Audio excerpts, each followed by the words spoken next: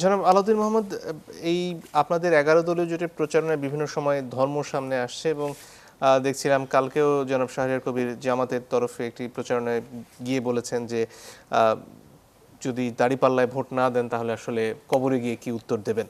এই যে ধর্মের ব্যবহার আপনাদের জোট সঙ্গীদের তরফ থেকে করা হচ্ছে, সেটাকে আপনারা আসলে কিভাবে দেখছেন? ধর্মের ব্যবহার আপনি যেটা উদ্বুদ্ধ করলেন, শাহরিয়ার কবির যেভাবে বলেছেন, যদি এভাবে বলে থাকেন এটা তো খুবই ন্যাক্কারজনক এবং এটা তো বলতে পারেন না। আসলে ধর্মের ব্যবহার আমাদের জীবনে আছে, আমাদের কালচারের সাথে ধর্মযুক্ত আছে, আমরা যেভাবে জীবন আচরণ করি সেটার সাথে ধর্মযুক্ত আছে। সো নির্বাচন আসলে মানুষ তার রুটে ফিরে যাওয়ার একটা প্রবণতা থাকে। এটা আওয়ামী লীগ বলেন, বিএনপি বলেন, আপনার কিংবা অন্যান্য রাজনৈতিক দল সবাই ধরেন, যেমন একটা ধর্মের যে চিহ্ন আচার আছে এগুলোকে ধারণ করে এবং সাধারণ মানুষের কাছে যেতে চায়। তো এইটা একটা লেভেলের ধর্মের ব্যবহার ধরেন, এবং এই ব্যবহারটাকে আমি খুব নেতিবাচকভাবে দেখছি না। কিন্তু ধর্মের যে ফান্ডামেন্টাল ফিকাহ আছে, আইন আছে, হ্যাঁ, ধর্মের সেটার মাধ্যমে যেমন ধর্মের যে জাস্টিস আছে, জাস্টিসের ভয় যদি কাউকে দেখায়, এটা অবশ্যই আমি সমর্থন করি না। এবং আমি মনে করি যে যারা এটা দেখাচ্ছেন জনগণ এটাকে মার্ক করছে, এটা রিলিজিয়াস, এবং আমি যারা কম রিলিজিয়াস মানে প্র্যাকটিসিং না, সবাই মার্ক করছে, এবং এটা উচিত না। এবং ধর্মের এই ব্যবহারটা আমরা অবশ্যই রাজনীতিতে চাই না বলেই কিন্তু আমরা আপনার এই ধর্মভিত্তিক দলগুলোকে আলাদা রাখি নাই। আমরা চেয়েছি যে আপনি আমাকে প্রশ্ন করেন যে আমরা এমন জোটটাকে এমনভাবে সাজাতে চেয়েছি যে বাংলাদেশের মানে রাজনৈতিক ল্যান্ডস্কেপে যাতে এমন না হয় যে আপনার ধর্ম বনাম অধর্ম, অথবা যে আগে দেখেছি সেকুলার বনাম আপনার কনজারভেটিভ, এ ধরনের বিভাজন যাতে তৈরি না হয়। কারণ আমাদের সোসাইটিতে এই মুহূর্তে সবচেয়ে বড় যে সংগ্রাম, এটা কিন্তু মূলত সিভিলিটির সংগ্রাম। কারণ আমরা মানুষ হিসেবে আপনি দেখেন যে আপনি হয়তো বা শাহরিয়ার কবির একভাবে বলছেন, কিন্তু তার যেই মেসেজটা, এটা যখন আপনার আরও 2-3 ধাপ পার হয় তখন কিন্তু মেসেজটা ঠিক মানে এরকম শব্দে প্রয়োগ করা যায় না, তখন এটা আপনার অ্যাকশনে চলে যায়। এটা সব রাজনৈতিক দলের জন্যই।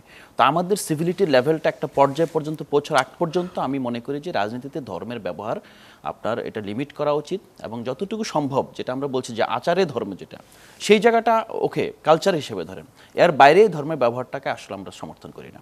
বাট একই সাথে আমরা এটাকে যে ভিলিফাই করা, এটাকে আপনার টেরোরাইজ করা, কিংবা এটাকে আপনার একেবারে আপনার নির্মূল করার যে আপনার চেষ্টা ধরেন, সেই চেষ্টাটাকে আমরা অ্যালাউ করি না, এবং আমরা মনে করি না যে এটা সঠিক। কারণ কি, আপনি এই বিষয়গুলো পুরোটাই হলো যে একটা আপনার কালচার। আপনি ধর্ম মানুষের জীবনে যেভাবে যুক্ত আছে, এবং আমাদের এই অঞ্চলে মানুষ যখন আপনার কৃষিভিত্তিক সমাজ থেকে ধীরে ধীরে মধ্যবিত্ত শ্রেণীর বিকাশ ঘটেছে, এই বিকাশের সাথে কিন্তু বাংলাদেশে আপনি দেখবেন যে কওমি মাদ্রাসা, আলিয়া মাদ্রাসা এবং ধর্মভিত্তিক স্কুলিংটা একটা গুরুত্বপূর্ণ ভূমিকা পালন করেছে। আমরা দেখেছি যখন রাষ্ট্র তার সোশ্যাল সেফটি নেটের আওতায় বেশিরভাগ জনগণকে আনতে পারে নাই, আপনি এখন পর্যন্ত দেখেন বাংলাদেশে সবচেয়ে বেশি এতিমখানা কারা চালায়, সবচেয়ে বেশি এতিমদের ডেস্টিনেশন কোথায়, এবং সবচেয়ে বেশি আপনার মার্জিনালাইজ এবং প্রান্তিক মানুষের ডেস্টিনেশন কোথায়। তো সেই জায়গায় যদি আমরা সেই রাজনীতি যদি সে জায়গাকে অ্যাড্রেস করতে না পারে, আমরা শুধুমাত্র যেমন আপনি একটা বড় বিষয় দেখবেন যে ধর্মভিত্তিক রাজনীতির আতুরঘর হলো আপনার কওমি মাদ্রাসা, আলিয়া মাদ্রাসা, এবং এখন নতুন যেটা তৈরি হচ্ছে ক্যাডেট মাদ্রাসা। এই সবগুলোর একটা কারণ আছে। আপনার তৃণমূল মানে যদি এক প্রান্তিক লেভেলে একটা কারণ হলো যে সে সোসাইটি থেকে বিচ্ছিন্ন, তার যেই মেইন স্ট্রিম যে এডুকেশন সেটাকে কাভার করে না। হ্যাঁ, একটা আপনার পরিবারের যে দেখা যায় অনেকের দেখা যায় মাতা পিতা বিচ্ছিন্ন হয়ে গিয়েছে, সন্তানটাকে তার দাদা দাদি অথবা নানা নানি আপনার একটা বোর্ডিং মাদ্রাসা দিয়ে আসছে।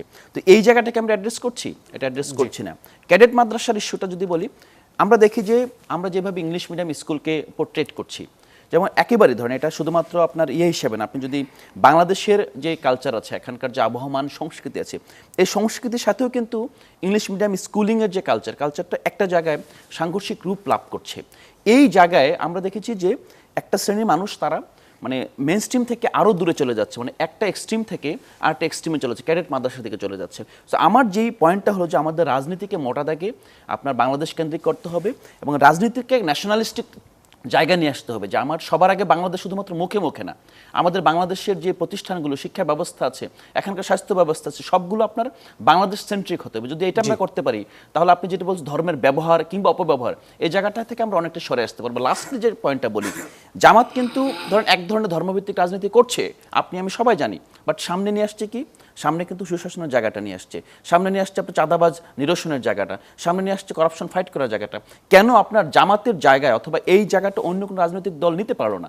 নিতে পারে তো জামাতের আপনার রাজনীতির আপনার অনুষঙ্গ যেটা মূল এলিমেন্ট চলে আসতো ধর্ম, কিন্তু সেই জায়গাটা থেকে বের হয়ে আমরা যে ডিমান্ডটা আছে পপুলার ডিমান্ডের জায়গাটা অন্য কেউ অ্যাড্রেস না করার কারণে জামাত এটাকে ইউটিলাইজ করতে পারছে। আমার যেই পয়েন্টটা হলো যে আমাদের রাজনীতিকে এই পপুলার যে অ্যাপিল, মানুষ যেটা চায় সেই জায়গাটায় ফিরে যেতে হবে। যদি যায় তখন আমরা হয়তোবা দেখবো ধর্মভিত্তিক রাজনীতি অথবা ধর্মের ব্যবহারটা ধীরে ধীরে এটা মিয়ে যাবে।